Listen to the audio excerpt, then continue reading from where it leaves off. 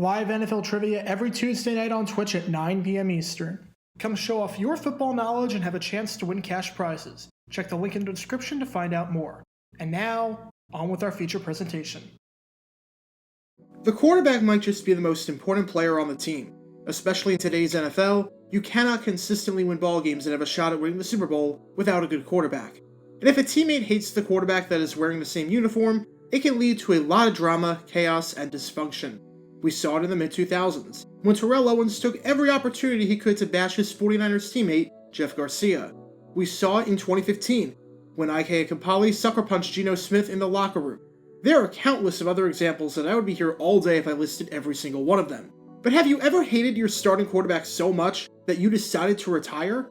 You were so frustrated and so upset with his actions that you decided that you just couldn't take it anymore and walked away from the sport and your livelihood entirely. Turns out, something like this actually happened. In 1970, New York Jets linebacker Al Atkinson was so upset at Joe Namath that he quit in the middle of the preseason. And this is the story behind the infamous controversy.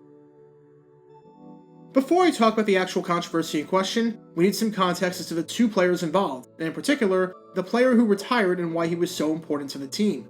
Our story begins in 1965, when the New York Jets claimed linebacker Al Atkinson off of waivers from the Buffalo Bills. Long story short, the Bills drafted Atkinson, they converted him from offensive line to linebacker, and then cut a ton of their rookies because they didn't have a whole lot of room for them on their championship roster. With that, Atkinson signed with the New York Jets. And after signing with the Jets, the Villanova alum established himself as one of the greatest defensive players in franchise history. By 1966, Atkinson was starting every game for the team at middle linebacker. By his third year in 1967, he finished ninth in the entire AFL in interceptions, and actually led not just the Jets in interceptions that season with 5, but led the entire AFL amongst all linebackers. And by 1968, he had what might have been the best year of his career. During the 1968 season, Atkinson made the AFL All-Star Game, which was the first and only time he received this accolade. Some publications gave him some All-AFL honors for the first and only time in his career. And most importantly, in 1968, he was a key part, and maybe the most important part outside of Jerry Philbin, in a Jets defense that finished 4th in the league and wound up playing in Super Bowl III. That 1968 season was the year that the Jets established credibility for the entire American Football League, as the Jets defeated the Baltimore Colts in the Super Bowl, which not only gave the Jets their first title in franchise history, but gave the AFL its first Super Bowl title ever. In 1969, Atkinson got injured and missed some playing time, so he wasn't quite able to put up the same numbers that he had over the previous few seasons. However, he was still a key part in a New York defense that made it back to the postseason, won the division for the second straight season, and actually improved on what they did in 1968, reducing the number of points per game they allowed and improving their ranking in the league from 4th to 3rd. Atkinson was one of the better linebackers in the AFL, and when the merger happened and football was about to change forever as we knew it, the 27-year-old was going to be the centerpiece of that defense. However, something happened that offseason that would change Atkinson and what he perceived his role on the team to be. It seemed like there was always some sort of drama in the 30 years that Pete Rozelle was a commissioner of football. Whether it was with rival leagues or whether it was with the NFLPA and the threats of a shortened season, there was always something. And in 1970, it was both. Obviously, the most notable drama of that offseason that took place over half a century ago was the merger, where the NFL and AFL would officially become one league, ending the bitter decade-long feud between the two rival leagues. But the other drama that took place was a lockout and a strike just days before the start of the preseason. In short, after the league locked out the players decided to go on strike. It wouldn't exactly be the last time this would happen under Rozelle. Fortunately, this strike only lasted 2 days, and among the benefits that the players received because of it were improved pensions, dental insurance, an increase in minimum salaries, and neutral arbitrators for injury grievances. The owners and players settled this one pretty quickly, and came to terms on a new CBA lasting 4 years. Obviously, while the players were on strike, no practices or training camps were being held, but now that it was over just as quickly as it began, everything could go back to normal, and everyone could report again. When the strike ended, most of the Jets players came back, and reported to the Hofstra facility to get back to work. That list of players included Al Atkinson, who had every intention of playing in 1970 and anchoring New York's defense for another season. But there was one guy missing, and that guy was a man that you may have heard of by the name of Joe Namath. This wasn't exactly the first time that Namath didn't show up to training camp. The year before, he abruptly retired a few months after winning the MVP of Super Bowl III due to a dispute with Pete Rozelle over his interest in a nightclub. You can learn more about that bizarre incident by clicking the card in the upper right corner. But in 1970, there was no feud with Rozelle or any reason like that why he wasn't there after the strike. No one knew where he was, with one writer calling it a mystery without a clue. Head coach Weeb Ewbank also had no idea where Namath was, and said that while he wasn't concerned about the situation, knowing Namath would eventually report, that he was frustrated, and that he would have liked to play him in their preseason opener against the Buffalo Bills. A few days later, Namath spoke to the press, and said, "I don't want to play football." Now nobody believed that statement at face value. What just about everyone assumed by that statement was that Namath wanted more money. Team president Phil Iceland said on the situation, "Don't be too quick to condemn.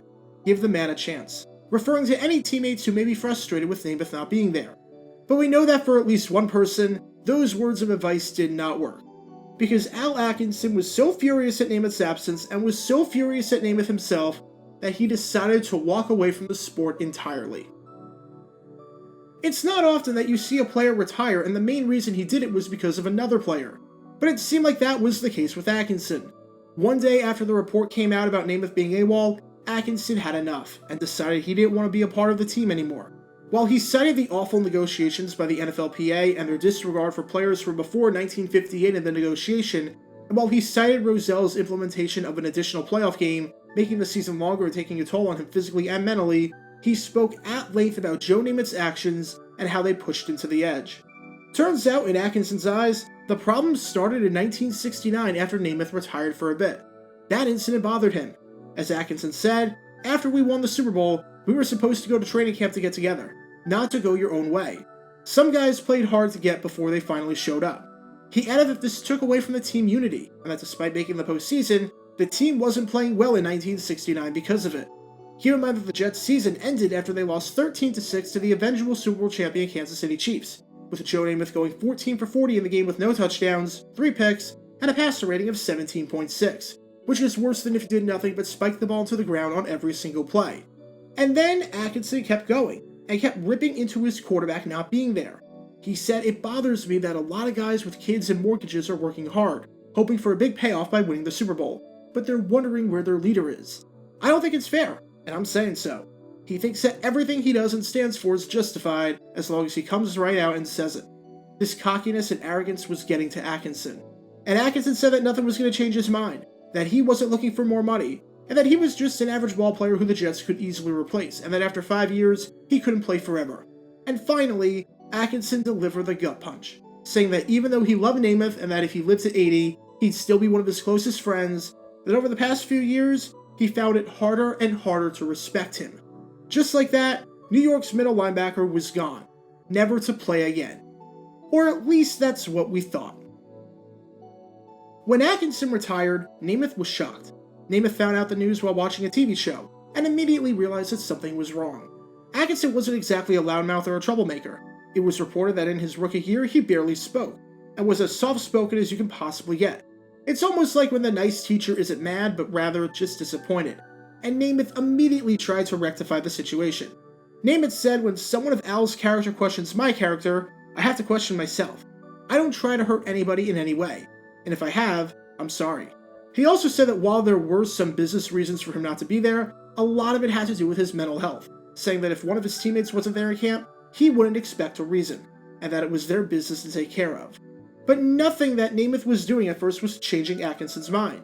He was going to stay retired, and was never going to play another down for the Jets. That quickly changed in the preseason, however, when Jerry Philbin, arguably the best defensive player on the team, dislocated his left shoulder and needed to miss an extended period of time, and when linebacker Mike Stromberg pulled a hamstring muscle, requiring him to miss some time as well. Atkinson thought that the Jets would be fine without him, since he didn't think too highly of himself as a player. But with 2 of the contributors in the front 7 now out, Atkinson realized that he'd be no better than Namath if he just decided to quit on the team. And so, Atkinson, 10 days after retiring because of Namath, decided to come back, saying that he felt a responsibility to the team. He wasn't ready to forgive Namath, saying if he wants to hide behind a bottle and soak his troubles in it, that's his business. I wish somebody would tell him that his real friends are out at Hofstra. But even though this incident wasn't water under the bridge, the retirement was over. If you're a longtime viewer of the channel, are you in the slightest bit surprised that Atkinson came back? It seemed like every single player retired at some point, only to change their mind later on. However, eventually Namath returned to camp as well. No one really knew why he was out in the first place. Some say he wanted money because his other business ventures were failing. Some say that he truly didn't enjoy the sport. Some say his mental health was at a low point, and some say he was worried about his knees and his physical health. But whatever the case, Namath was back, and the situation, despite its messiness, seemed like it was gonna work out in the end. A funny moment happened a few days later that helped clear things up. A stranger offered players on the Jets a ride from the motel to the team bus during a downpour so they didn't have to walk. Atkinson took the stranger up on the offer, as did Namath. The two happened to be in the same car together without realizing at first, which was a funny way to break the ice. As Atkinson said, "We jumped in without looking to see who was with us. When we saw each other, we both giggled about what the other guys will say when they see us get out." The two then got beers later on, and it seemed like the two were on speaking terms again. This controversy didn't stop the two sides from being friends, and even years later, Atkinson still speaks highly of Namath, so it doesn't seem like there was too much bad blood once Namath actually showed up. As for how Atkinson's career would play out, he wound up playing all the way until 1974, so he lasted 5 more seasons in the league after retiring for the first time. Atkinson didn't exactly have a whole lot of success over those final 5 years compared to the first 5 years, and neither did the Jets. But by the time Atkinson's career ended in 1974, he started 92 games for the team, won a Super Bowl, and had an All-Star nomination under his belt. Not a bad career at all, especially for a guy who got cut in his rookie year, and for a guy who initially stated that he wasn't all too thrilled about playing for the Jets. At this point, none of the fake retirements from the 1960s to 1970s surprised me anymore. But out of all of them, this one might be the weirdest.